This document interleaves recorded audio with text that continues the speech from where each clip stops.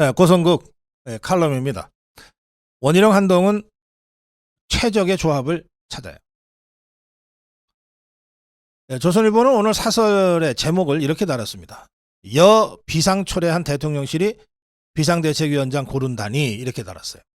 마치 대통령실이 비대위원장을 결정하는 듯이 전제하고 그걸 비판한 겁니다. 저는 조선일보의 칼럼 제목이 우선 사실이 아니다라고 생각합니다. 대통령실이 어떻게 비대위원장을 결정합니까? 그런데 조선일보가 이렇게 비판적인 사설을 쓰게 만든 빌미를 이 개념 없는 이 이른바 친윤 초선들이 준 측면은 있는 것 같습니다. 그래서 이런 짓 좀 하지 말자는 말씀을 제가 먼저 드립니다. 마치 뭐 대통령실에서 한동훈 비대위원장을 결정해 놓고 밀어붙이는 듯이 이렇게 그 상황이 만들어진 부분과 관련해서 이현재옥 대표 권한대행 비대위원장 지명 권한을 갖고 있는 이현재옥 대표 권한대행은 이렇게 얘기했습니다. 언론의 보도를 봤지만 어떤 근거를 가지고 말하는지 알 수 없다.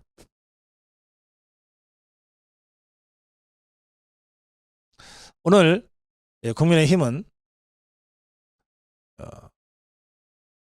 국회의원과 원외 당협위원장 확대 연석회의를 엽니다. 당의 비대위원장 선임과 관련된 당 안팎의 의견을 수렴하기 위한 회의입니다. 그렇다고 해서 오늘 결론 나는 거 아닙니다. 오늘 있는 회의도 국민 여론을 수렴하기 위한 하나의 절차입니다. 더 많은 국민들의 의견을 듣고 그리고 이번 주말에 최종적으로 결정할 예정이라고 하는 스케줄이 나와 있는 상태입니다. 윤 권한대행은 한동훈 비대위원장 관련해서 긍정적 입장을 표명해 주시는 분도 있고 걱정하는 분도 있는데 하면서 하여튼 그런 이야기들을 모두 녹여내서 결론을 내릴 것이다. 이렇게 입장을 밝혔습니다. 결정된 건 하나도 없다. 이런 뜻입니다.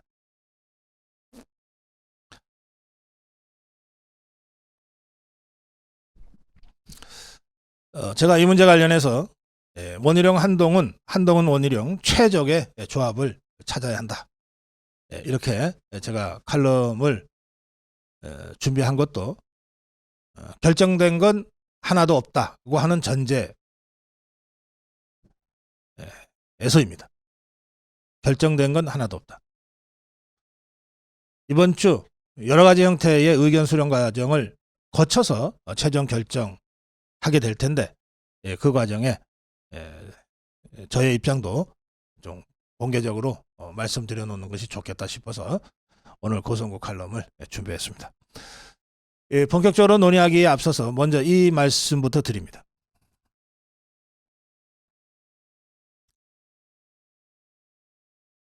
통상 이런 경우에는요. 그동안 우리가 인물란에 허덕여왔어요. 비대위원장 감이 없다. 선대위원장 감이 없다. 공관위원장 감이 없다. 이렇게 늘 인물란에 허덕여왔어요. 그러다 보니까 뭐 김종인 같은 자가 비대위원장을 하기도 하고 뭐 그랬습니다. 지금은 완전히 달라요. 많아서 걱정이야.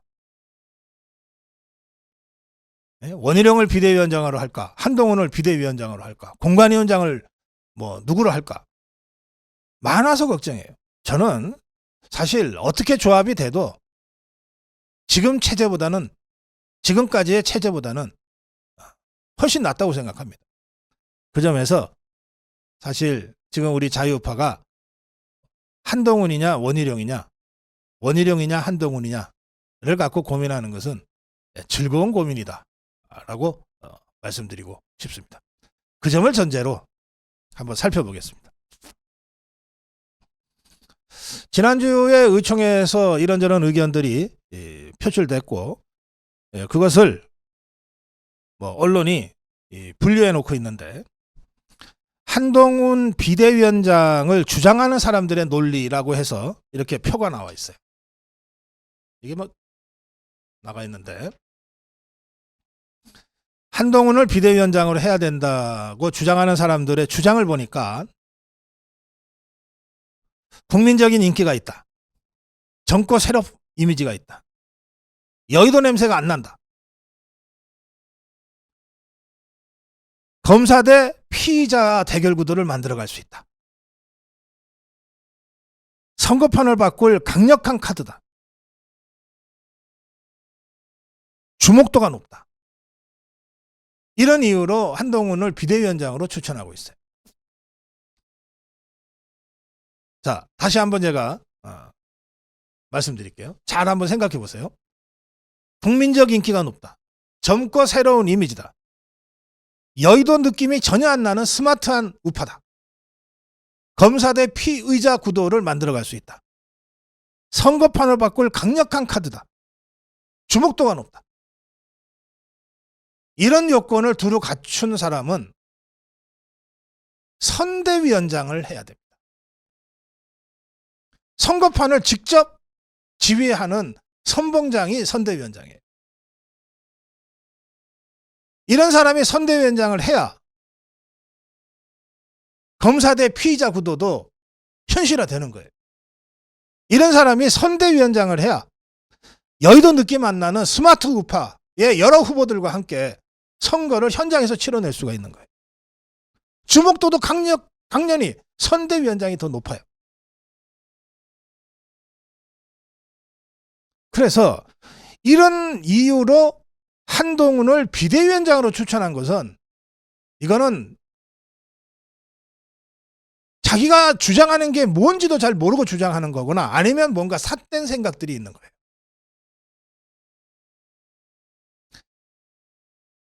다시 한번 말씀드릴게요. 한동훈을 지지하는 사람들의 논거가 국민적 인기가 높고 젊고 새로운 이미지에다가 여의도 냄새가 전혀 안 나는 스마트한 우파고 검사 대 피의자 구도를 만들어갈 수 있다. 하자면 한동훈 대 이재명 이런 구도를 만들어갈 수 있다. 선거판을 바꿀 강력한 카드다. 주목도가 높다. 이거는 비대위원장이 아니라 선대위원장한테 맞는 요건이라는 거예요. 결국 선거는 선대위원장이 치르는 겁니다. 전국 유세를 다녀도 선대위원장이 다니는 거예요. 그래서 이런 이유로 한동훈을 추천하는 사람들이 선대위원장을 추천하는 게 아니라 비대위원장을 추천하는 것은 자기가 무슨 말을 하는지도 모르거나 아니면 뭔가 삿된 자신의 이해관계가 개재되어 있어서인 것이다. 이를테면 정치 경험이 없는 한동훈을 비대위원장으로 올려놓고 자신들의 공천권이라든지 기득권을 유지하고 조정하기 위해서 한동훈을 비대위원장으로 추천하는 얄팍한 정략적 계산이 깔려 있을 가능성이 높다는 것이 제 판단이에요. 저는 한동훈을 추천하는 사람들의 논거는 공감이 가요. 그렇지. 이게 한동훈의 강점이지. 그럼 이 강점을 최대화할 수 있는 자리가 어디냐? 그거는 선거를 직접 지휘하는 선봉장, 선대위원장에 맞는 요건이라는 거예요. 그래서 정말 사심 없이 한동훈의 이러한 강점들을 열거하면서 한동훈을 추천하는 사람들은 마땅히 선대위원장 한동훈을 주장했어야 되는 거예요.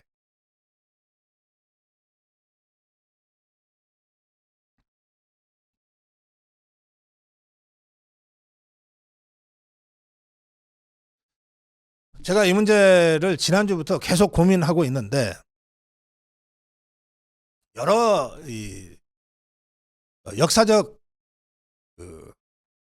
사례들이 떠올라요.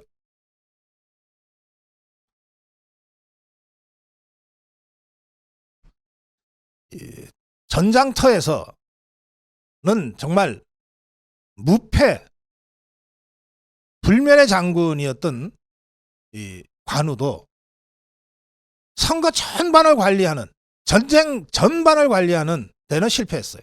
그래서 죽었어요. 이 전쟁 전체를 관리하는 것과 전투에 선봉이 서서 적장을 목을 치는 것은 차원을 달리하는 여러 가지 요소들을 요구합니다. 전쟁 전반을 관리하려면 우선 병참을 잘해야 돼.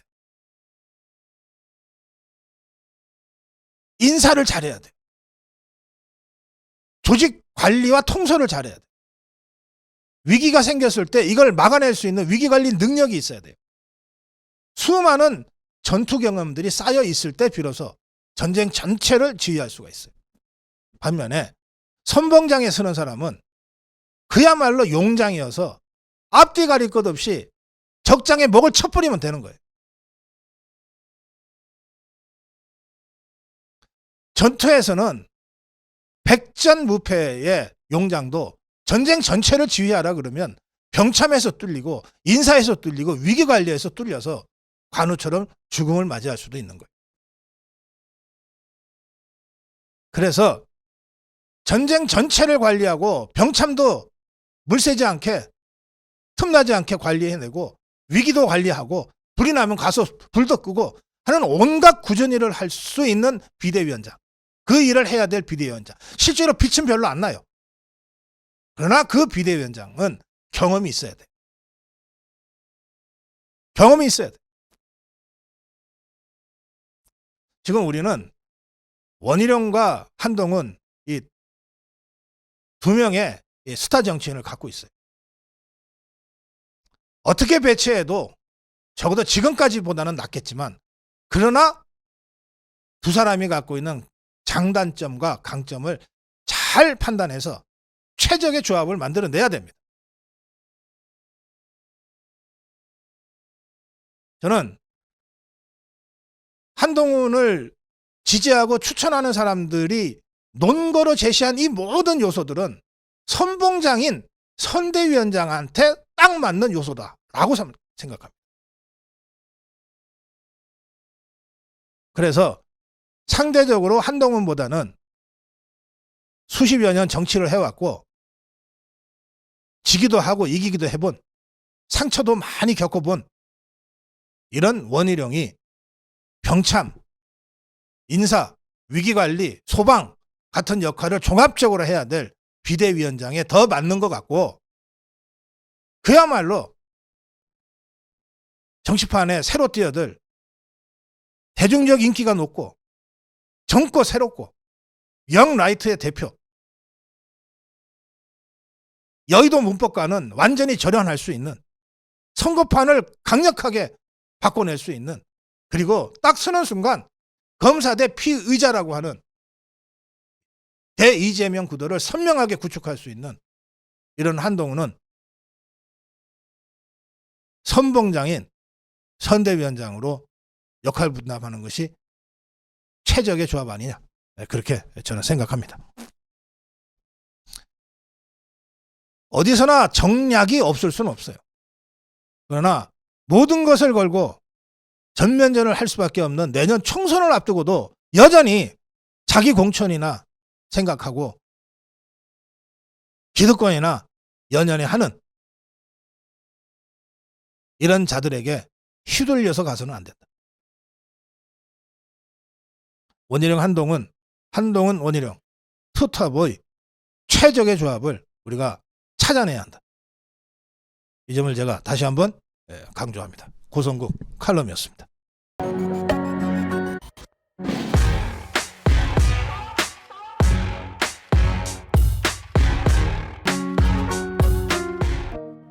자, 고성국 칼럼입니다. 경론 좋다. 이제는 자유파 민심도 수렴하자. 어제 국민의힘의 국회의원과 원외당협위원장 확대회의가 열렸습니다. 비대위원장을 누구로 선임할 것인가에 대한 당내의 의견을 수렴하기 위한 자리였습니다. 그런데 다수가 한동훈 비대위원장 의견을 냈지만 또 적지 않은 수가 반대 의견을 내서 경론이 벌어졌고 그리고 한동훈 추대로 결론을 내지 못하고 끝났습니다. 대세론은 확실히 확인이 되지만 반대도 만만치 않았다. 이게 조선일보 칼럼, 조선일보의 기사입니다. 윤재욱 대표는 이 연석회의를 마치면서 의견이 모아졌다고 표현하기는 좀 그렇다. 중요한 의견 수렴 과정을 거쳤다고 생각해 주시면 될 것 같다. 국회의원과 원내당협위원장들의 의견 수렴을 했는데 이걸로 다 끝이 아니다 이거죠. 그래서 제가 윤재욱 대표 권한대행의 얘기를 보고 경론 좋다. 오랜만에 정말 민주정당답게 경론했다. 의견 표출 좋다. 이제는 자유파 전체의 민심도 좀 수렴해라. 어디 선거는 국민의힘만 치르는 거냐. 자유파가 함께 치르지 않냐. 자유파 전체의 민심도 이제 수렴해라. 라고 제가 윤재욱 권한대행한테 요청하는 겁니다. 한동훈 비대위원장 추대 모임이 될 거라고 하는 앞서가는 언론들의 사실은 프레임 씌우기죠. 에도 불구하고 막상 회의가 열리자 반대 의견이 예상보다 많이 나왔다는 겁니다. 그래서 결론을 내지 못했다. 제가 보기에는 그래서 결론을 내지 못한 게 아니라 윤재욱 원내대표 대표 권한대행은 애초부터 어제 결론을 낼 생각이 아니었어요. 일단 원내의 국회의원, 당협위원장들의 의견을 충분히 개진하게 하고 그리고 나서 자유파 전반에 걸친 이 의견 수렴 후에 이번 주말을 거치면서 최종 결론을 내리려고 할 계획이었던 것 같습니다. 그러니까 언론이 앞서가도 한참 앞서간 거죠. 보십시오. YTN은 오늘 연석회의 어제 짠 뉴스입니다. 한동훈 비대위원장 추대 하나. 이런 식으로 거의 기정사실화해서 기사를 만들었어요. 아니잖아요. 제가 어제 칼럼에서 원희룡 한동훈 최적의 조합을 찾아야 된다고 칼럼을 했는데 뭔가 이미 결론이 났다면 제가 무슨 바보입니까? 그런 칼럼을 내게? 전혀 결정된 거 없어요. 그런데 왜 언론은 이렇게 거의 한동훈 비대위원장 추대가 결론이나 난 것처럼 이렇게 썼을까? 아주 고약한 사악한 프레임이 작동되고 있다고 저는 느꼈습니다. 뭐냐? 보세요. 언론들이 말이죠. 한동훈 비대위원장을 주장하는 사람은 다 친윤이라고 표현하고 있어요. 그리고 심지어는 윤석열 대통령이 한동훈 비대위원장의 마음이 있어서 이철규 인재영입위원장이 그 윤석열 대통령의 뜻을 받아서 국회의원 당협위원장들한테 일일이 다 전화로 지시했다. 이런 식의 소문까지 파다하게 돌았습니다. 그래 놓고 그리고 그걸 다 언론이 보도를 했어요. 그래 놓고 막상 어제 한동훈 비대위원장은 결정이 됐다고 칩시다. 그럼 오늘 아침에 일제히 뭐라고 보도했을 것 같습니까? 윤심 한동훈 비대위원장 이렇게 됐겠죠. 그럼 어떻게 됩니까? 대통령이 당무에 직접 개입한 것으로 딱 규정 짓는 거 아닙니까? 그 모든 부담은 다 한동훈 비대위원장 그리고 윤석열 대통령한테로 가게 돼 있어요. 아주 사악한 프레임입니다. 또 이렇게 해서 프레임을 밀어붙였는데 그런데 원희룡으로 됐다고 칩시다. 그러면 어떻게 됩니까? 언론은 일제히 윤심 힘 못 썼다. 윤심에도 불구하고 비윤계감위는 원희룡이 비대위원장이 됐다. 이렇게 쓸 거 아닙니까? 심각하게 대통령의 권위에 손상이 가는 이런 식의 기사가 양산됐을 거예요.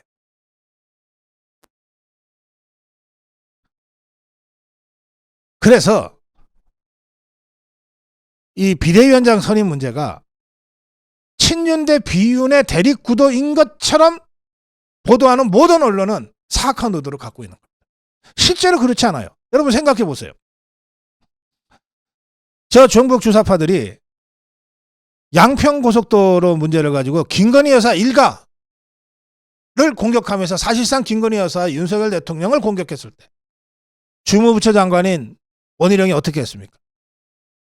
고속도로 건설 백지화라고 하는 초유의 강력한 입장을 가지고 대응했어요. 말하자면 김건희 여사와 윤석열 대통령을 보호하기 위해서 장관직을 걸고 초유의 백지화 선언까지 한 거예요. 이런 원희룡이 비윤이 어떻게 됩니까? 그게 어떻게 비윤이 될 수 있냐고. 이게 팩트 아닙니까? 그런데도 언론은 한동훈은 친윤이고 원희룡은 비윤인 것처럼 프레임 잡아가지고서 분열시키고, 한동훈이 되면 윤심이 작동한 것이라고 대통령을 공격할 거고, 원희룡이 되면 윤심 별거 아니라고 또 대통령을 비웃을 거 아니겠습니까? 그래서 이 프레임 속에서 놀면 안 되는 거였어요. 이 프레임에 빠지는 순간 어떤 결론을 내든 우리가 공격받게 돼 있었어요. 그래서 제가 이 논의가 막 시작됐을 때 현 지도부의 일원이 함부로 한동훈 또는 누구를 특정인을 거론하는 것 자체가 얼마나 위험한 짓인가에 대해서 제가 경고했던 겁니다. 김성원 여의도 연구원장, 김석기 최고위원, 김기현 체제에 몸담고 있는 핵심 당직자들이 새로 비대위원장이 들었으면 어차피 사표 내고 그만둘 사람들이 뭐 한동훈이가 어떻다, 누가 어떻다, 이렇게 먼저 총대모가 나선 것이야말로 언론들한테 이번에 비대위원장 인선 문제를 친윤제 비윤의 대결 구도로 프레임 씌워서 만들어가는데 실마리를 준 거예요. 매우 부적절한 행동들이다. 그래서 제가 그런 짓 하면 안 된다고 강력하게 비판했던 겁니다.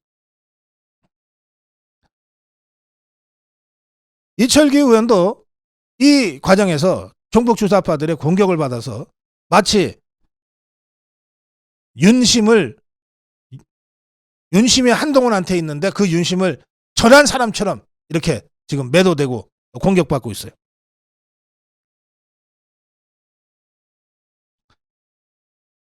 네, 이철규 위원장은 새빨간 거짓말이라고 반박했습니다.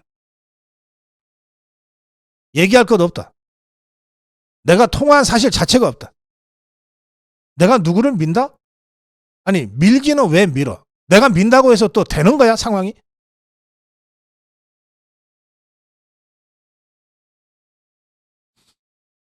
자, 이런 상태에서 한동훈 장관은 지금 일단 상황을 지켜보고 있는 것 같습니다. 뭐든 당연하다고 생각합니다. 그런데 아무 말 없이 지켜보는 한동훈 장관과는 달리 이 여권의 관계자라는 자가 정말 위험한 발언을 했어요. 뭐라 그랬냐?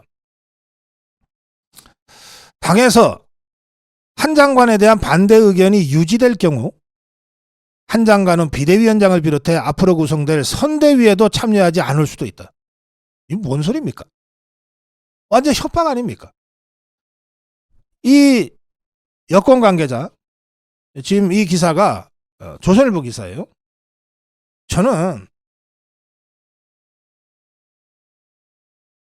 조선일보가 취재한 이 여권 관계자, 이 누군지 밝혀야 된다고 생각합니다. 그리고 이게 진짜 한동훈 장관의 뜻인지도 확실하게 밝혀야 된다고 생각합니다. 정치권에 들어오기도 전부터 이런 식으로 자리나 탐하고 협박이나 하는 사람처럼 지금 만들어가고 있잖아요. 이게 얼마나 사악한 짓들입니까?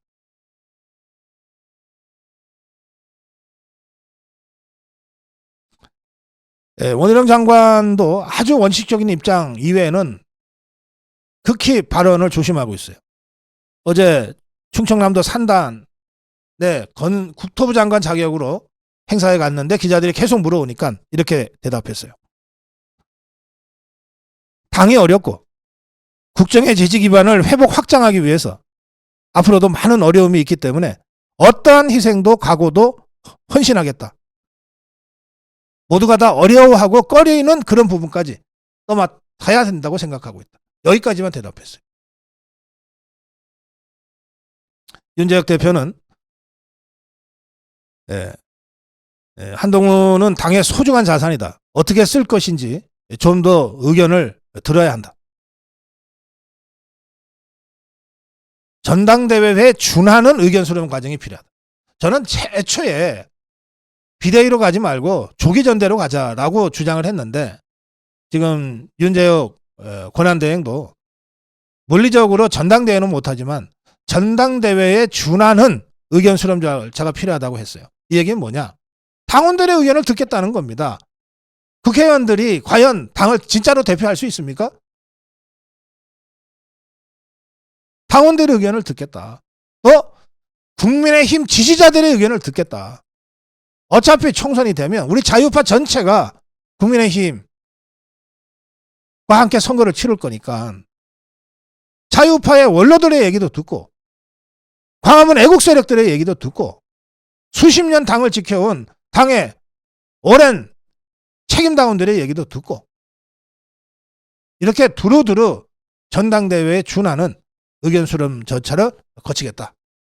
이게 지금 윤재욱 당대표 권한대행의 얘기입니다. 저는 매우 적절한 스탠스를 잘 유지하고 있다고 생각합니다. 한 말씀만 더 드리겠습니다. 경론 좋아요. 그러나 이제 국회의원과 원내당의 위원장들은 충분히 발언했습니다. 지도부도 충분히 발언했어요. 이제는 진짜 당원들 그리고 국민의힘과 함께 총선을 치를 자유파 국민들과 태극기 애국 세력들의 목소리까지도 충분히 수렴하는 그런 절차를 진지하게 열린 마음으로 윤재욱 권한대표가 수렴할 수 있도록 배려하고 시간을 줘야 한다고 생각합니다. 절대 잊어서는 안 될 것은 누가 비대위원장이 되고 누가 선대위원장이 되건 다 우리의 소중한 자산이라고 하는 관점을 유지하는 겁니다.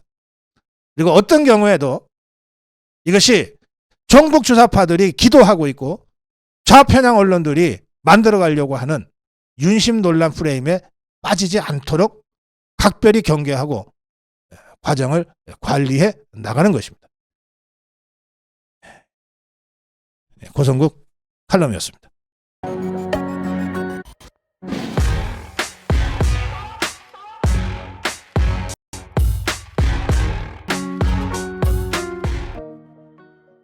자, 고성국 칼럼입니다. 정치 빅뱅을 주제로 제가 칼럼하겠습니다. 그제 이제 사실상 한동훈 비대위원장으로 이게 흐름이 만들어지고 있다고 다들 느끼시잖아요. 그리고 어제 한동훈 장관이 사실상의 기자회견과 같은 이런 문답까지 있었습니다. 제가 어제 그 연합뉴스 TV에 가서 논평을 하다가 그런 얘기를 했습니다. 오늘 중앙일보도 아주 이상한 기사를 썼어요. 이게 기사가 되는지 어떤지도 잘 모르겠습니다만 한동훈 나오면 땡큐. 그래서 한나땡 저 종북 주사파들이 지금 이 말을 만들어서 쓰고 있습니다. 그러면서 윤석열 나오면 땡큐 했던 2년 전에 윤나땡 과는 다르다. 이번에는 자신 있다. 민주당이 이런 얘기들을 하고 있다는 제목의 기사가 나왔어요. 그래서 내용을 보니까 장경태라는 자, 정청래라는 자, 우상호라는 자, 뭐 하여튼 한동훈이 비대위원장 맡아서 국민의힘을 지휘해주면 우리로서야 뭐 정말 더 이상 바랄 것 없다. 우린 한동훈이면 쉽게 침몰시킬 수 있다. 땡큐다. 뭐 이런 얘기들을 계속 하고 있어요. 제가 어제 연합뉴스 TV에서도 그 논평을 했습니다. 제가 보기에는 한동훈이 나설까봐, 한동훈이 나올까봐 겁을 먹었다. 더불어민주당, 종북주사파들이. 그래서 역공작 차원에서 한동훈이 나오면 땡큐라고 함으로써 야, 저 더불어민주당이 한동훈을 저렇게 환영하는 걸 보니까 이거 한동훈을 전면에 내세우면 안 되는 거 아니야? 라고 하는 국민의힘 자유우파 진영 내에 분열을 유도하고 있는 공작적 워딩인 것 같다. 제가 그렇게 분석을 했어요. 저는 실제로 그렇게 느낍니다. 한동훈 비대위원장 또는 한동훈 선대위원장 좋습니다. 많은 사람들이 환영하고 있는데도 불구하고 겁을 내는 두 부류가 있는 것 같아요. 우선 더불어민주당 종북주사파들이 엄청 겁내고 있죠. 얼마나 겁이 났으면 한나땡이라는 말까지 만들어서 역공작을 하려고 그러겠습니까? 겁이 났어요. 그런데 그럼 국민의힘은 어떠냐? 저는 국민의힘의 상당수 국회의원 기득권자들도 속으로는 엄청 떨고 있다고 느낍니다. 왜 그럴까요? 한동훈은 새로운 정치 흐름을 상징하고 있습니다. 새로운 정치 흐름. 지금까지 여의도 국민의힘까지 포함해서 여의도 정치가 보여준 그 낡고 구태의원하고 기득권 커넥션에 끌려다니던 이 여의도 정치 전체를 부정하고 있어요. 한동훈은 이미 그 얘기를 했습니다. 여의도 문법과 다른 5천만 국민의 문법을 쓰겠다. 이거는 기존의 여의도 정치를 완전히 쓸어버리겠다는 얘기와 똑같은 얘기입니다. 그리고 우리 국민들이 한동훈에 열광한다면 바로 그러한 기존의 여의도 정치와는 완전히 절연된 새로운 정치의 흐름을 한동훈을 통해서 보기 때문인 겁니다. 그래서 한동훈이 비대위원장을 하든 공관위원장을 하든 선대위원장을 하든 이 한동훈으로 대표되는 새로운 정치 흐름을 막아설 방법이 없어요.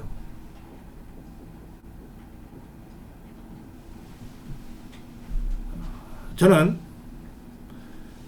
한동훈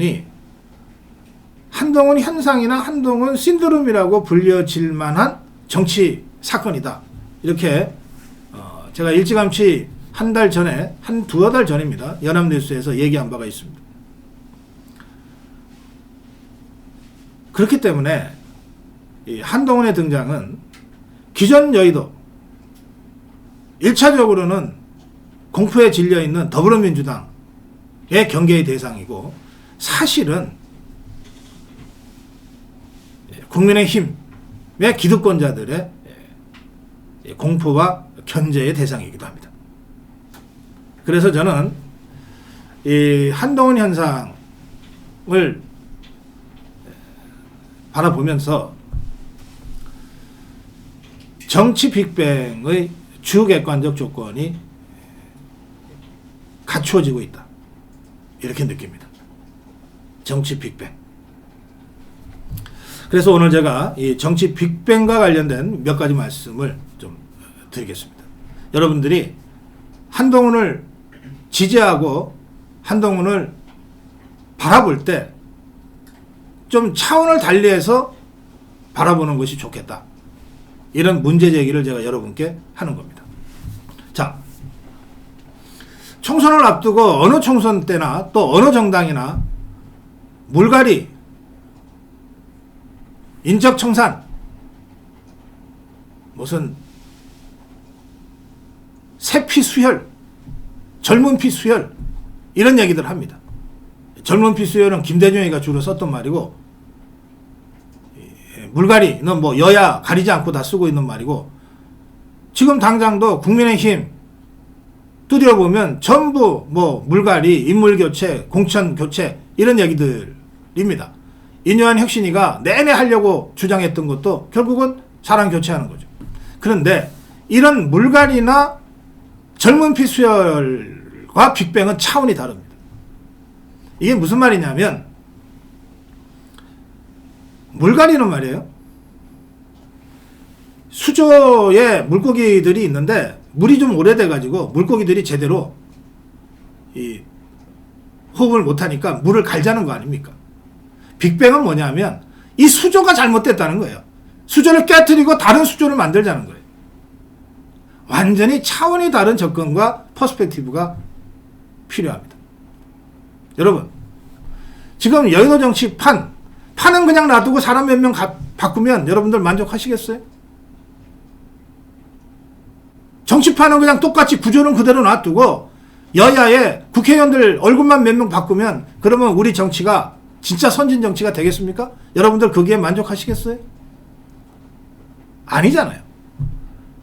87년 이후에 35년 이상 유지되어 와서 이제는 우리 사회의 변화를 거의 하나도 반영하지 못할 뿐만 아니라 빛의 속도로 발전해 가고 있는 우리 사회를 계속 뒷목 잡는 이런 우리 사회 발전의 암적 존재로 되어 있는 게 지금의 정치 아닙니까? 이 정치 구도를 완전히 파괴하고 새롭게 구축하자는 창조적 파괴가 빅뱅이에요. 단순히 그냥 그릇은 놔두고 그 안에 물만 좀 바꾸자. 그릇은 놔두고 그 중에 물고기 몇 마리만 바꾸자. 이런 물갈이론, 젊은피 수혈러라고 차원이 다른 것이 정치 빅뱅입니다. 이제 우리가 그럴 시점에 왔다는 거예요. 정치 빅뱅은 주관적 열망만 가지고선 되지 않아요. 객관적 조건이 충분히 무르익고 거기에 주관적 열망이 결합되고 마지막으로 이걸 감행할 정치 지도자가 나타나야 되는 거예요. 세 가지 요소가 갖춰져야 정치 빅뱅이 가능해집니다. 자, 우리 객관적으로 이미 우리 사회의 빛의 속도로 빠르게 진화 발전하고 있는 한국 사회를 지금의 정치권이 하나도 반영하지 못하고 있잖아요. 그래서 이미 우리가 입고 있는 옷이 우리의 덩치에 전혀 맞지 않아서 마치 헐크처럼 다 찢어져 버렸어요. 너덜너덜해져 버렸어요. 그리고 이걸 우리 국민들이 진작부터 주장해 왔어요. 야, 여야 가릴 것 없다. 좀 정치권 확 바꾸자. 이런 객관적 조건과 주관적 열망이 비등했는데 아직 이걸 정치 빅뱅으로 터뜨릴 지도자가 없었어요. 이 새로운 정치를 체현한 상징적인 인물이 없었단 말이에요. 저는 그게 한동훈이라고 생각합니다.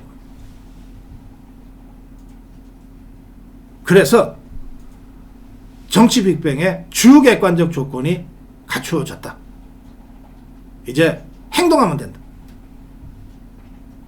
이렇게 정치 빅뱅이 일어나면 지금의 무슨 여야 구도 뭐 더불어민주당이 어쩌고 종북 주사파들이 어떻고 586이 어떻고 뭐 송영길이가 어째 이재명이가 어째 뭐 이런 것들은 다 빅뱅 이후에는 사라져버리는 거예요. 우리 내부로 보더라도 뭐 김기현 세력이 어떻고 뭐 무슨 영남 중진 다선들이 어떻고 뭐 친윤 핵심이 어떻고 다 그거는 지금의 정치 구조에서나 의미가 있는 거예요. 그릇이 깨져버리는데 그게 무슨 의미가 있습니까? 빅뱅 이후에는 완전히 새로운 정치, 새로운 질서가 나타나는 거예요.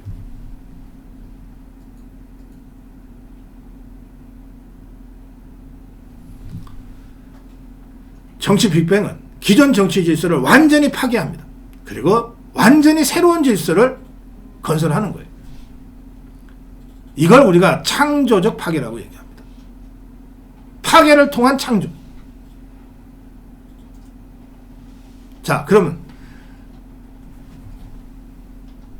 왜 기존 정치권이 사실은 국민의힘의 기득권자들이나 더불어민주당이 왜 그렇게 한동훈을 두려워하는지가 여러분들 이해가 되셨을 거예요. 이 정치 빅뱅이 한번 시작되면 기존의 정치 문법은 아무 의미가 없어지거든.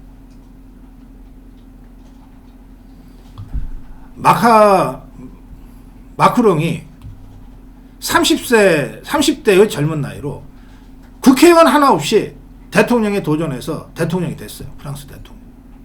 그리고 정말 20대, 30대 누군지도 모르는 사람들을 완전히 공천을 해서 3분의 2 이상을 쓸어버렸어요. 이게 정치 빅뱅이에요. 거기에 그 마크롱 이전에 프랑스 정치 질서가 무슨 의미가 있었겠어요? 마크롱 이전에 프랑스에 무슨 다선 의원들 장관 지냈다, 뭐 총리 지냈다는 사람들이 무슨 힘을 쓸 수 있었겠냐고요. 저는 여러분들이 한동훈의 가치, 한동훈의 잠재력을 이 정치 빅뱅적 수준에서 제대로 읽어내라고 말씀드리는 거예요.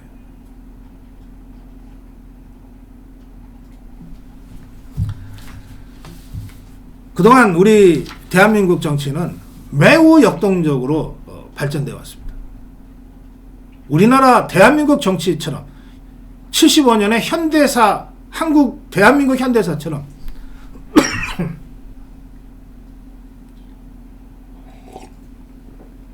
정치 빅뱅, 정치적 다이내믹스, 역동성이 살아 있었던 나라가 없습니다.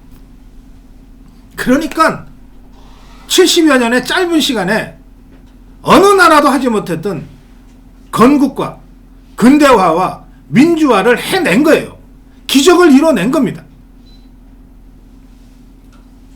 대한민국의 이 70여 년의 이 기적과 같은 현대사는 정치 빅뱅의 역사이기도 했던 거예요. 정치 빅뱅의 역사. 보십시오. 정치 빅뱅을 하면 무슨 일이 벌어지나? 기존 정치 질서가 완전히 파괴돼요. 없어져요. 그리고 지금까지 보지 못했던 새로운 정치 세력들이 전면에 출현합니다. 그래서 이 정치 빅뱅 이전과 이후로 시대가 바뀌는 거예요. 정치 빅뱅을 일으키는 선거, 그 선거 이전의 정치와 이후의 정치가 완전히 달라지는 거예요. 이런 선거를 우리는 파운데이션 일렉션, 정초를 넣는 선거, 정초 선거라고 부릅니다. 자, 우리 현대사에서 첫 번째 정치 빅뱅은 1948년에 발생했습니다. 1948년 대한민국 건국을 위한 총선거, 이걸 통해서 우리는 그전에는 전혀 볼 수 없었던 새로운 정치 세력, 자유민주주의 시장경제를 추구하는 새로운 정치 엘리트들이 전면에 등장하는 그런 정치 빅뱅을 했습니다. 그걸 주도한 것이 이승만 대통령이었어요. 두 번째 정치 빅뱅은 언제 있었냐? 1961년 5월 16일입니다. 박정희 대통령의 이 집권은 그 이전에 뭐 지주 뭐 하는 이런 낡은 정치 세력을 완전히 몰락시켜 버렸어요. 그 전까지 전혀 보지 못했던, 그런데 가장 근대화된 군인들이, 미국에서 훈련받은 합리적 군인들이 전면에 등장합니다. 엘리트의 전면 교체가 5.16 군사정변으로 이루어졌어요. 박정희의 정치 빅뱅이었습니다.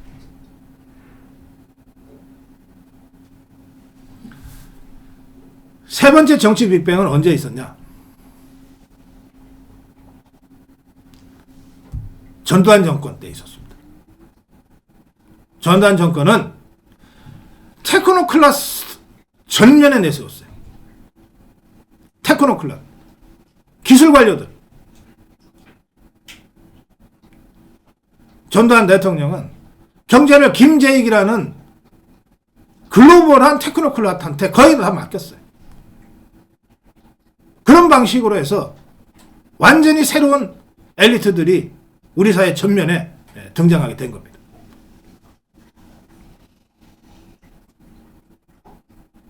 그런데 이 정치 빅뱅, 세 차례에 걸친 정치 빅뱅, 이승만의 정치 빅뱅, 박정희의 정치 빅뱅, 그리고 전두환의 정치 빅뱅, 이 흐름에 빅뱅도 아니면서 흐름에 편성해서 정치판에 스멀스멀 들어와서 기생하고 기득권자가 된 세력이 생겼어요. 그게 586들입니다. 이 자들은 정치 빅뱅을 통해서 들어온 게 아니에요. 김대중이가 열어주는 뒷문으로 들어왔어요.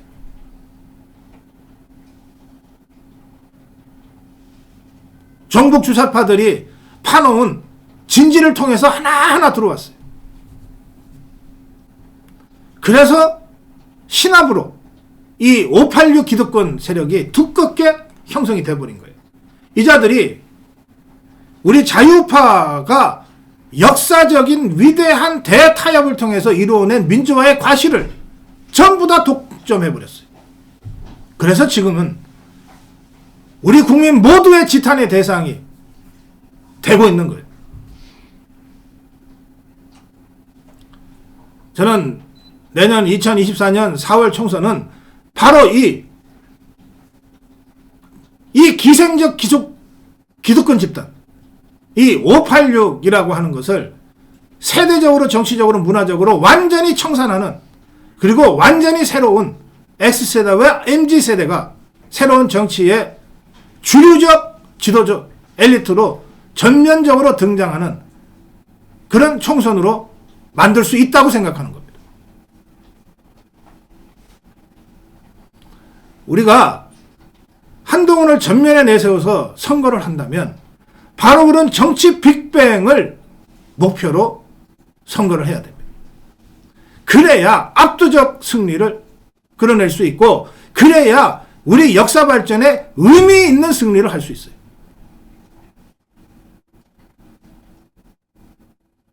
주요 객관적 조건이 다 갖춰졌고 우리에게는 한동훈이 있다.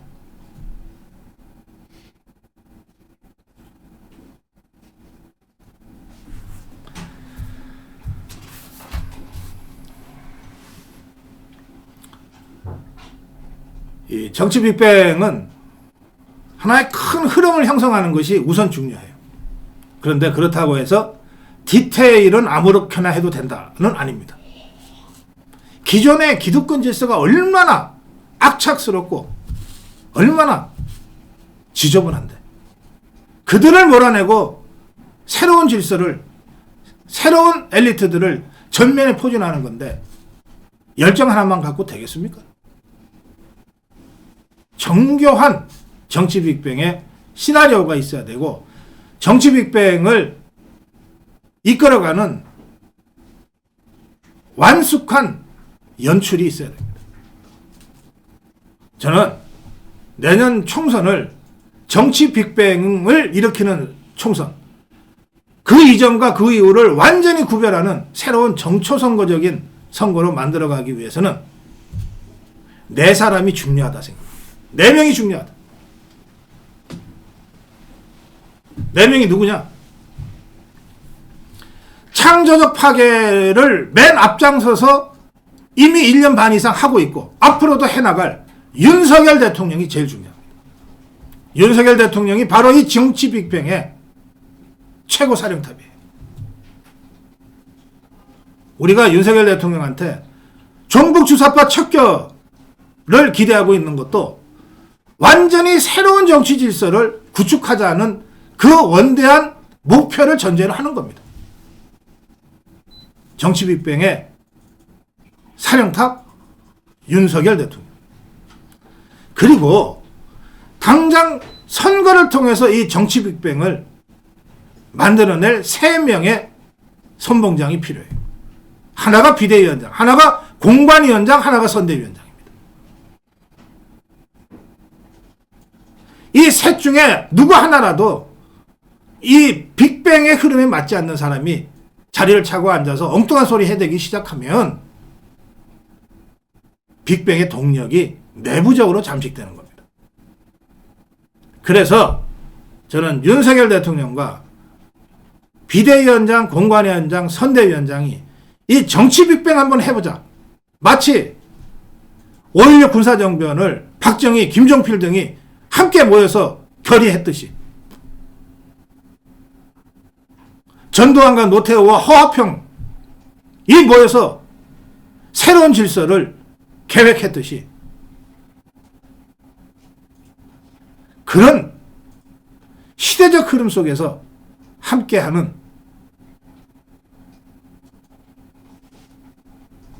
그런 정치적 결의가 필요하다. 그렇게 말씀드립니다. 이 거대한 흐름을 만드는 데요, 저 종북 주사파들을 완전히 절멸시킬 수 있습니다. 이 새로운 흐름을 만드는 데요, 우리가 그렇게 꿈꾸고 있는 글로벌 중추국가로, 선진국가로 제대로 앞으로 나아갈 수가 있어요.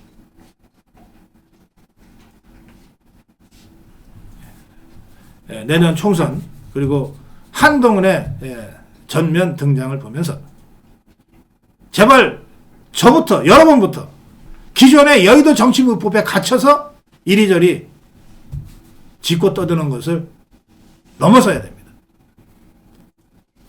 한동훈을 앞세워서 정치 빅뱅을 만들자. 오늘 고성국 칼럼이었습니다.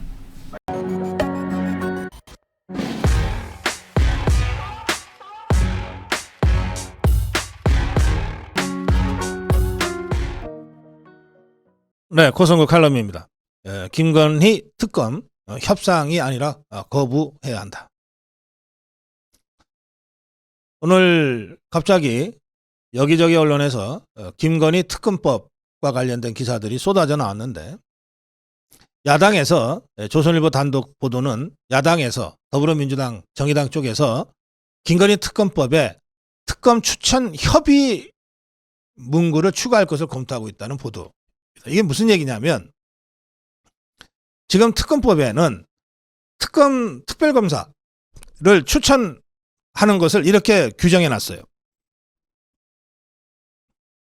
대통령으로부터 특별검사 후보자 추천 의뢰를 받은 대통령이 소속되지 않은 교섭단체에서 1명, 그다음에 교섭단체가 아닌 원내정당들은 이렇게 되어 있습니다. 거기서 1명이에요. 교섭단체가 아닌 원내정당이라고 되어 있습니다. 그런데 현 시점에서 교섭단체는 2개인데 국민의힘과 더불어민주당인데, 대통령이 소속해 있는 국민의힘은 빼는 거예요.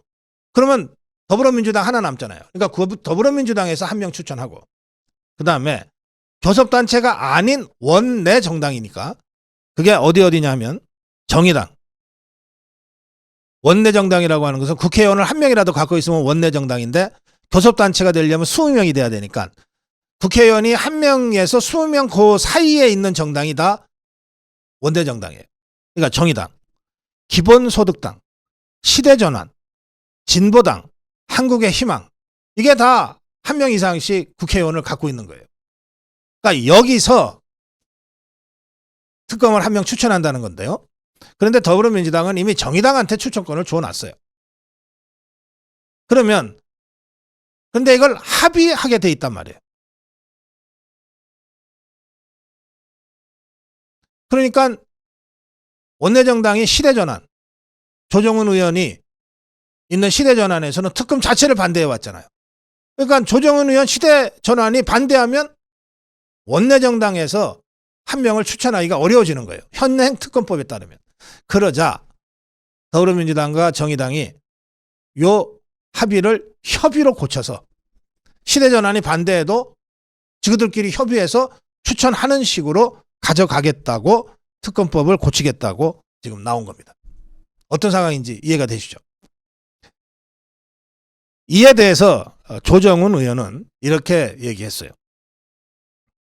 이틀 뒤면, 이제 내일입니다. 그러니까 하루 뒤면 국민의힘과 시대전환은 이미 합당을 선언했고 선관위 절차가 내일이면 마무리가 돼서 이제 시대전환은 없어지고 국민의힘으로 바뀌는데, 그런데 시대전환과 나를 염두에 두고 이 문구를 집어넣는다고 하는 것은 말이 안 되는 얘기다. 핑계는 나하고 시대전환을 대고 있지만 실제로 이자들이 노리는 건 뭘까? 실제로 이자들은 이렇게 협의 쪽으로 고쳐놓고 나서 뭘 노릴까? 조정훈 의원의 분석은 이렇습니다. 김건희 특별법을 총선 전에 밀어붙이다가 안 되면 총선 후에 밀어붙여서, 그래서 대선 때까지 끌고 가기 위해, 그러려면 총선 후에 출연할 여러 비례정당들까지를 염두에 두고 특검법을 지금 만들어 밀어붙여야 되기 때문에 협의라고 하는 단어를 집어넣으려고 하는 것 아니냐. 이게 조정은 의원의 설명입니다. 그렇죠. 내일이면 없어질 시대전환이 반대할까 봐 특검법을 고친다는 건 말이 안 됩니다. 그러면 결국 이렇게 꼼수를 다시 부리는 건 뭐냐? 총선 후에 원구성이 어떻게 될지 모르잖아요. 그때까지 염두에 두고 이것들이 김건희 특검법을 만들어서 지방선거 대선까지 끝까지 김건희 공격을 자기들의 이슈로 가져가겠다고 하는 꼼수다라고 하는 이 조정은 의원의 분석이 저는 아주 핵심적인 분석이다. 그렇게 평가합니다. 또 한 가지, 이것들이 그 특검 추천 부분만 손보자는 게 아니라 특검을 하다 보면 수사 대상을 적시하게 돼 있는데, 수사 대상 적시에 원래는 도이치모터스 주가 조작 사건이라고 하는 12년 전에 있었던 사건, 그리고 2년 전에 문재인 정권에서 이미 끝난 사건을 다시 특검하자는 것 아닙니까? 그런데 여기에다가 최근 불거진 명품 가방 수수 의혹도 특검에 집어넣자는 거예요. 특검 수사 대상으로. 정말 믿을 것 없다 그러지만 저 정북 주사파들은 숨 쉬는 것조차 가짜로 실 수 있다는 거니까. 가짜로 실 수 있다니까요. 절대 이자들을 믿고 뭘 하면 안 됩니다. 그런데 조선일보는 사설에서 김건희 특검을 기정사실화시키고 있어요. 김건희 특검을 기정사실화하면서 특별검사를 여야 합의 추천하고 여야 합의 추천하도록 바꾸고, 그리고 총선 끝난 다음에 실시하는 걸로 가야 된다고 사설에서 주장하고 있어요. 이렇게 되면 선거 전에 안 하게 돼서 다행이다가 아닙니다. 여러분, 윤석열 대통령, 윤석열 정부는 지금까지 저 종북 주사파들이 의회 독재를 하는 바람에 대통령만 바꿨지 아무것도 제대로 할 수 있는 게 없었지 않습니까? 이제 총선인 후에 더불어민주당 종북 주사파들의 의회 독재를 끝장내고 그때 비로소 실질적인 정권교체가 이루어지기 때문에 그때야말로 정말 윤석열 정부, 윤석열 대통령이 해야 될 국정에 매진하고 전념해야 되는 거예요. 그런데 그 스타트 지점에 다시 특검이 덜컥 나오는 거예요. 그야말로 사악한 정치 스케줄이에요. 그런데 이거를 조선일보는 마치 무슨 대단한 대안이나 되는 것처럼 특검을 기정사실화하면서 사설에서 주장하고 있는 거예요.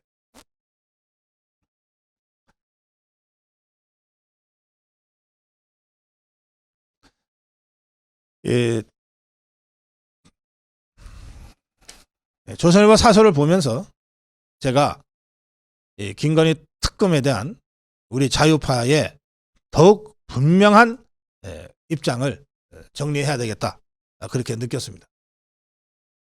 그래서 제가 오늘 칼럼으로 이 문제를 다시 다루는 겁니다.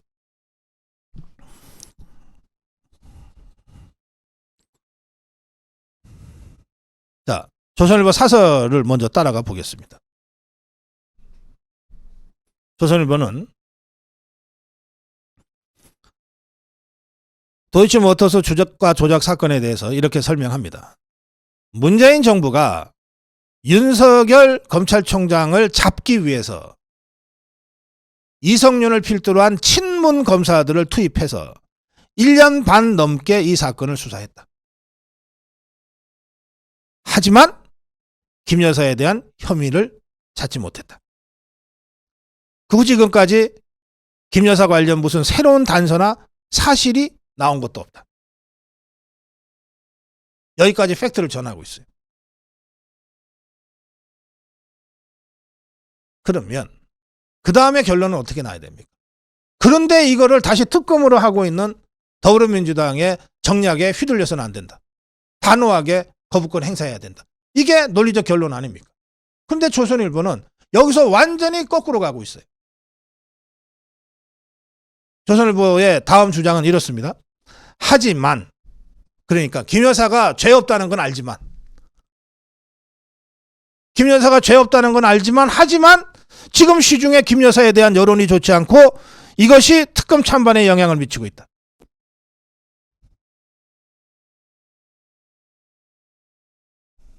자, 여론이 안 좋으면 수사 받아야 됩니까? 여론이 안 좋으면 10년 동안 10년, 12년 전 사건 1년 반 넘게 탈탈 털었는데 아무것도 안 나온 사건, 그 후로도 어떤 새로운 증거나 진술도 안 나온 사건에 관련해서도 여론이 안 좋다는 이유로 다시 특검을 해야 됩니까? 이게 법치입니까? 이 여론이라고 하는 게 법을 집행하는 데 있어. 또 법을 입법하는 데 있어. 참고사항은 될 수 있을지 몰라도 그게 무슨 절대적 기준이라고. 김건희 여사 죄 없는 거 안다. 다 조사해서 아무것도 안 나왔다. 그렇지만 여론이 안 좋으니까 특검을 받아들여야 된다. 지금 조선일보가 이런 식으로 주장하고 있는 거예요. 사설의 내용을 보십시오. 하지만 지금 시중에 김 여사에 대한 여론이 좋지 않고, 그래서 국민 여론을 존중해서 특검으로 수사를 해야 된다면, 이렇게 되어 있습니다. 자, 김건희 여사에 대해서 또 윤석열 대통령에 대해서 호감보다 비호감이 높다는 거는 다 아는 사실 아닙니까? 맨날 여론조사에도 나오잖아요. 윤석열 대통령 지지율 30%대. 그런데 부정 50%, 60%대 나오잖아요. 호감보다 비호감이 훨씬 높다. 이건 윤석열 대통령만 아니라 지금 여의도 정치권 거의 모든 사람들한테 호감보다 비호감이 높죠. 그런데 그렇게 국민 여론이 좋지 않다고 해서 죄 없는 사람 다시 특검 수사 대상을 만들어야 된다? 이게 말이 되냐고.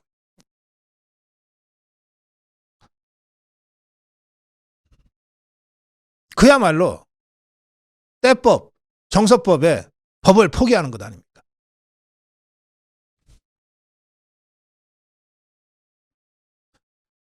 저는 말이죠. 지금 김건희 여사가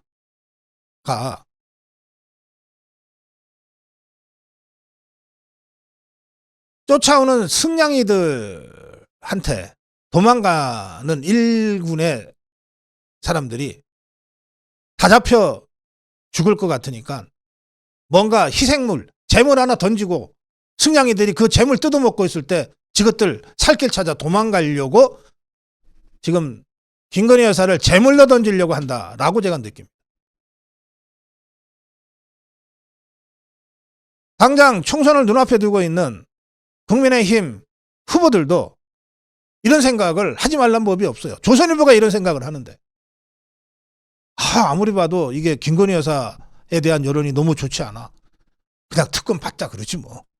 나 내 지역에 가서 내가 설명을 잘 못하겠어. 특검 안 된다는 얘기를. 자, 과연 이게 국민을 위한 것이고 국가를 위한 것입니까? 자유파 전체의 대의와 법치라고 하는 원칙을 위한 것입니까? 아니면 김건희 여사 어떻게 돼도 나만 살면 돼. 윤석열 대통령 어떻게 돼도 나만 살면 돼 하는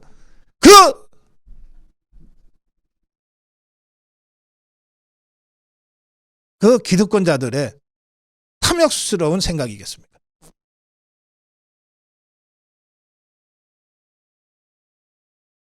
우리는 7년 전에 그렇게 해서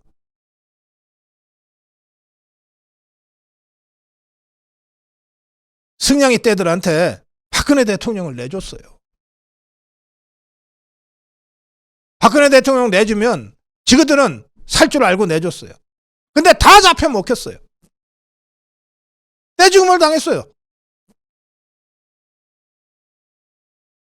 이제 저 종북 주사파들의 김건희 마녀 만들기, 저것들은 딱 약한 고리 한 사람만 두들겨 패잖아요. 전략적으로. 계속해서 김건희 하니까 야, 그냥 김건희 내주고 말자. 지금 이런 식의 반역사적, 몰역사적, 반헌법적 발상을 조선일보가 사설에서 대놓고 하고 있어요. 국민의힘의 출마 준비자들 중에 이런 생각하지 말란 법이 없잖아요. 저는 다수가 그런 생각하고 있다고 생각합니다.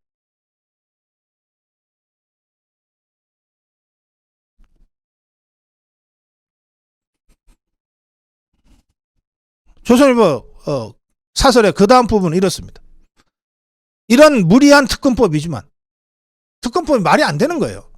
이런 무리한 특검법이지만 시중 여론이 많이 찬성하는 것은 김 여사의 납득할 수 없는 처신 탓이 크다. 자, 김 여사가 어떤 처신을 잘못했는지는 전혀 차원이 다른 별개의 문제예요. 그러니까 백보양보해서 김건희 여사가 처신을 뭘 잘못했다 칩시다. 이게 특검을 받아야 될 이유가 될 수 있습니까? 특검은 법이에요, 법.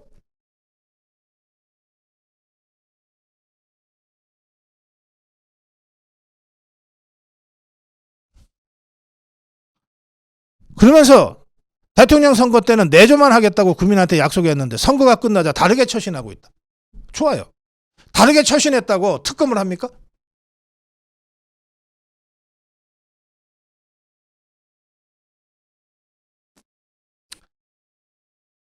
아마도 김건희 여사가 며칠 전에 있었던 네덜란드 국빈 방문까지 윤석열 대통령의 외교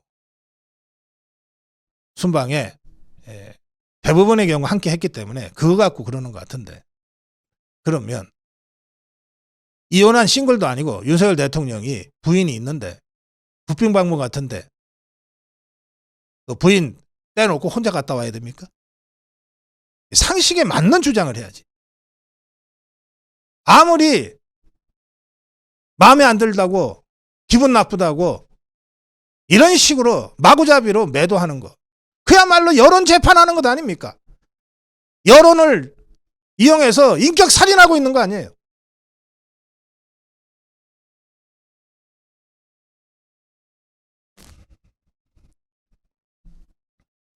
한 가지 더 말씀드릴 게 있습니다.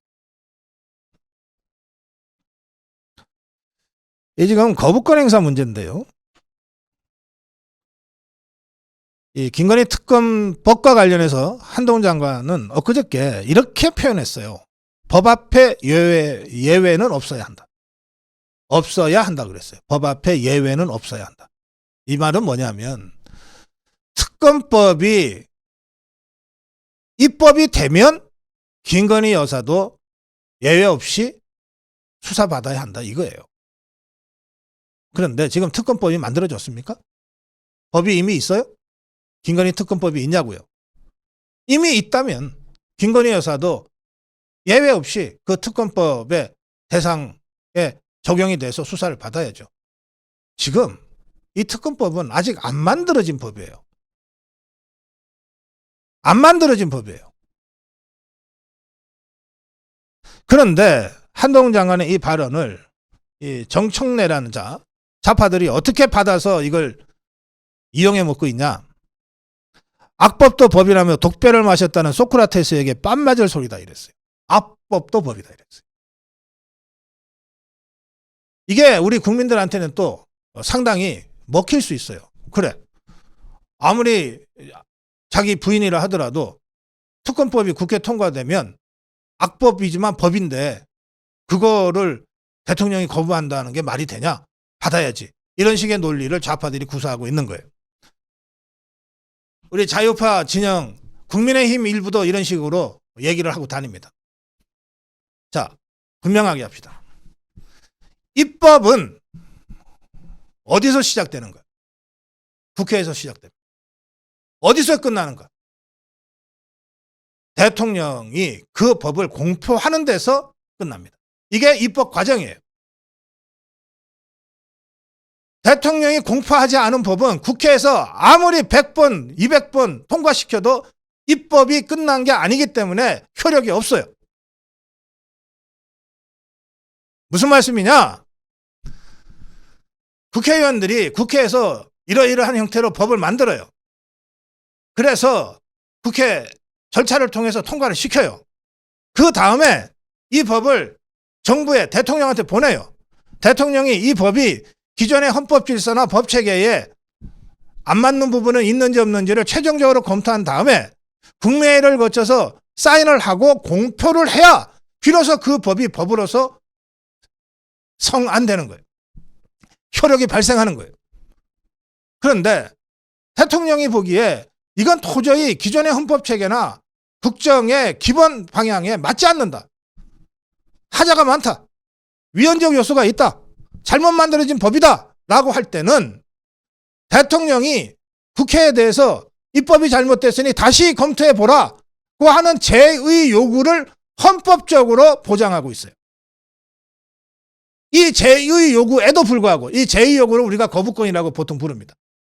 이 거부권 행사는 입법 과정의 대통령의 합법적 권한이에요. 이것 또한 입법 과정이라고.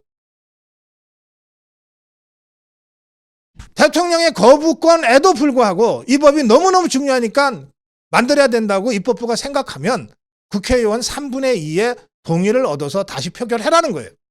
그렇게 오면 대통령은 아무리 마음에 안 들어도 거부권 행사 없이 공포해야 한다. 이렇게 돼 있어요. 그러니 대통령이 공포할 수도 있고 거부권을 행사할 수도 있습니다. 이 전체가 다 입법 과정에 있는 거예요. 이렇게 해서 법이 만들어졌을 때 이 법이 아무리 악법이라도 악법도 법이니까 지키자가 비로소 성립되는 거예요. 지금 우리는 악법인데 이미 법이니까 이미 법이지만 악법이니까 지키지 말자라고 얘기하는 거 아닙니다. 우리 자유우파 보수는 소크라테스의 행동대로 아무리 악법이라도 이미 법으로 성안이 됐으면 지켜나가면서 고쳐야 된다는 거예요. 좌파들은 악법인데 왜 지켜? 해서 감옥 가는 투쟁을 했던 거예요. 좌파들이 소크라테스를 입에 올릴 자격이 있습니까? 법의 안정성, 연속성 때문에 소크라테스는 스스로 목숨을 던졌어요. 악법이지만 내가 그 악법인 걸 알지만 내가 이걸 거부하면 혁명하는 거가 된다. 그 순간 이 사회의 지속적 연속성이 파괴되므로 나는 내 조국 아테네를 그렇게 만들 수 없다. 해서 자신의 죽음으로 아테네를 지키고 법을 지킨 거예요. 이거는 법이 만들어졌을 때의 얘기입니다. 법이 만들어지는 과정에서 악법이 만들어지는 게 빤히 보이는데 입법 과정에서 대통령의 합법적 권한을 행사하는 것이 잘못된 겁니까? 지금 조선일보도 경북주사파도 마치 김건희 특검을 이미 만들어진 법처럼 전제하고 김건희 받아라 이렇게 압박하고 있어요. 김건희 여사를 정치적 계산으로 정략의 소재로 제물로 바쳐서는 안 됩니다. 누구도 그렇게 바쳐서는 안 돼요. 뿐만 아니라 이 법은 대통령의 거부권이 합법적으로 보장되어 있는 입법 과정에 있는 시한에 불과한 거예요. 이것을 가지고 총선 전에는 못 받는 총선 후에는 받을 수 있다는 등 몇 가지 조항을 고치면 받을 수 있다는 등 이런 식으로 사실을 흐리고 국민을 호도하는 이 종북 주사파들의 노름에 휘말려서는 안 된다는 겁니다. 그래서 제가 다시 주장합니다. 김건희 특검 법 협상의 대상이 아니라 거부해야 하는 것이다. 고성국 칼럼이었습니다.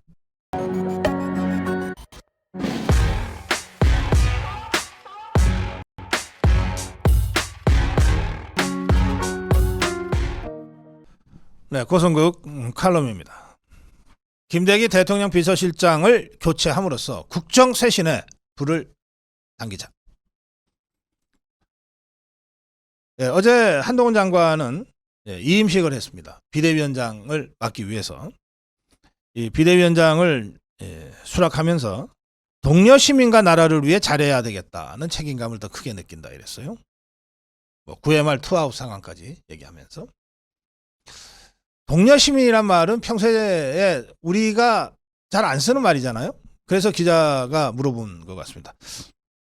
동료 시민이라고 표현한 이유가 있습니까? 그러자 한동훈이 이렇게 답합니다. 그건 제가 평소에 많이 쓰던 표현입니다.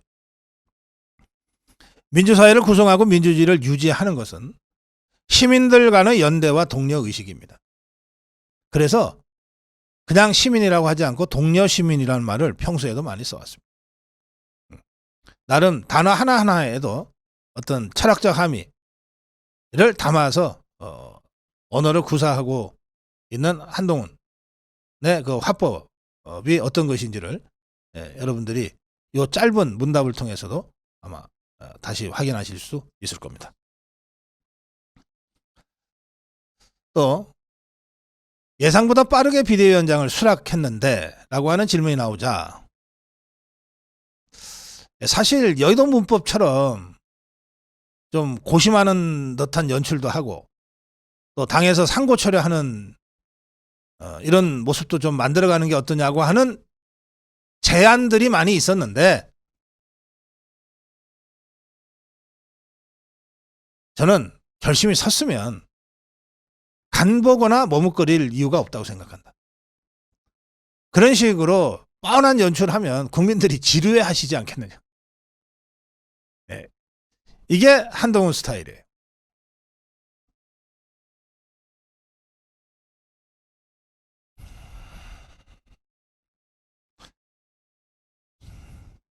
저는 한동훈 비대위 출범으로 우리 정치권에 새바람이 불기 시작했다고 느낍니다. 엄경영 시대정신연구소장은 이렇게 평가했습니다. X세대인 한동훈은 민주당 586, 민주당 586 운동권은 물론 대체로 묻지마 진보인 70년대 생들과도 다르다. 오히려 탈정치, 탈이념의 2030 세대와 MZ세대와 가까운 스타일과 행보를 보여왔다. 자연스럽게 젊은 층에 호소할 수 있을 것이다. 이렇게 평가했습니다. 윤석열 대통령과 워낙 가까운 측근이라서 과연 대통령한테 할 말 제대로 할 수 있겠느냐. 이거는 비대위원장 논란 때부터 계속해서 제기됐던 문제인데 이 문제와 관련해서 한동훈이 아니라 윤석열 대통령이 말을 했습니다. 최근 참모들과의 자리에서 한동훈에 대해서 이렇게 표현했다고 합니다. 아유, 그 사람은 있는 그대로를 나에게 말해줄 사람이에요. 있는 그대로를 나에게 말해줄 사람. 검사 시절에 계급장 떼고 토론한 게 한두 번이 아니야.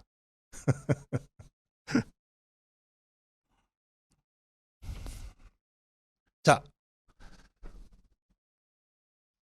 그럼에도 불구하고 조중동은 한동훈에 대한 경계, 제가 어제 한동훈을 공격하는 프레임이 시작됐다고 말씀드렸는데 경계와 견제를 늦추지 않고 있습니다.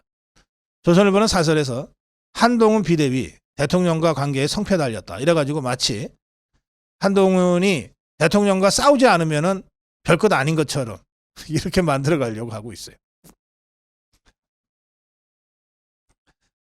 이 조선일보 사설의 내용은 이렇습니다.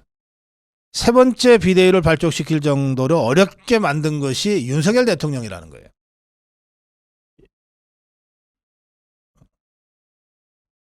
그래서 비상상황을 윤석열 대통령이 만들었는데 이 비상상황을 대처하기 위한 비대위원장으로 윤석열 대통령의 최측근을 임명하는 게 이게 순리에 맞는 거냐. 이런 식으로 지금 문제 제기를 하고 있어요.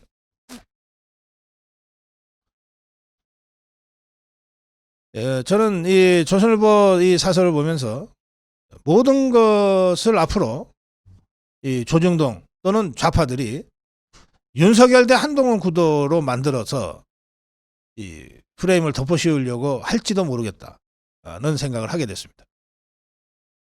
그럼 어떻게 됩니까? 윤석열 대 한동훈 구도를 딱 만들어 놓고 이제 한동훈이 윤석열한테 쓴소리하면 윤석열 대통령이 곤란스러워해지고, 한동훈이 윤석열 대통령한테 해야 될 쓴소리도 못하면 그때는 한동훈이 망하고, 이거 완전 윤석열 대통령과 한동훈을 제로섬 게임 달려오는 기차처럼 만들어 놓고 지금 어느 쪽이든 때리겠다고 지금 프레임을 씌우고 있는 거다, 이렇게 생각합니다. 좌파들이 그런 프레임을 진작부터 씌워왔고 조중동도 거기에 지금 가세하고 있는 상황입니다. 그래서 제가 이 시점에 윤석열 대통령과 한동훈 비대위원장이 이런 좌파들의 조중동의 프레임에 갇히지 않고 한동훈이 만들어갈 정치 빅뱅,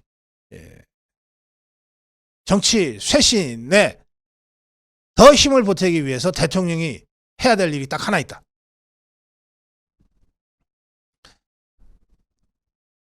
그간의 이 어려웠던 국정 운영 전반에 걸친 최종적인 책임을 누군가가 지는 것이 신상필벌 원칙에도 맞고, 또 끊임없이 윤석열 대통령에게 이 모든 책임을 뒤집어 씌우려고 하는 종북 주사파들과 조중동의 프레임에 정면으로 대응하는 길이다. 그걸 하기 위해서는 실질적인 의미에서도 그렇고 상징적인 의미에서도 대통령 비서실장 김대기의 경질이 꼭 필요하다. 이렇게 되면 대통령은 대통령 실장이야 모든 수석을 전면 교체한 것이 됩니다. 그렇게 해서 국정의 쇄신 바람을 불러일으키게 될 겁니다. 수석들 다 바꾸도 대통령 실장 안 바꾸니까 바뀐 게 없다고 하는 공격이 끊임없이 제기되고 있는 거예요. 지금 당은 완전히 바뀌었습니다. 대통령실도 김대기 실장이 있으니까 다 바꿨는데 안 바꾼 것처럼 돼 있는 거예요. 그만큼 상징성이 큽니다. 대통령 실장이라는 자리가. 그래서 윤석열 대통령이 한동훈 비대위원장한테 힘을 실어주는 가장 효과적인 방법은 한동훈의 정치 쇄신에 호응하는 국정 쇄신을 대통령이 단행하는 것이고, 그것은 최종적으로 김대기 비서실장의 경질로 1차 완성되는 것이다. 그렇게 저는 말씀드립니다. 그 점에서 오늘 고성국 칼럼, 김대기 비서실장 교체로 국정 쇄신의 불을 당기자. 김대기 대통령 비서실장의 경질로 한동훈 쇄신에 힘을 실어주자. 고성국 칼럼이었습니다. 고성국TV는 자유우파의 유일 정론 방송입니다. 고성국TV는 윤석열 정권을 지켜내고 2024년 총선을 승리로 이끄는데 모든 힘을 다 쏟아부을 것입니다. 고성국TV가 어떠한 외압에도 흔들리지 않고 오로지 자유우파의 정론방송으로 나아갈 수 있도록 후원해 주십시오. 지금 바로 010-904-3010으로 전화 주십시오. 정론방송으로 보답하겠습니다. 감사합니다. 고성국TV 화이팅!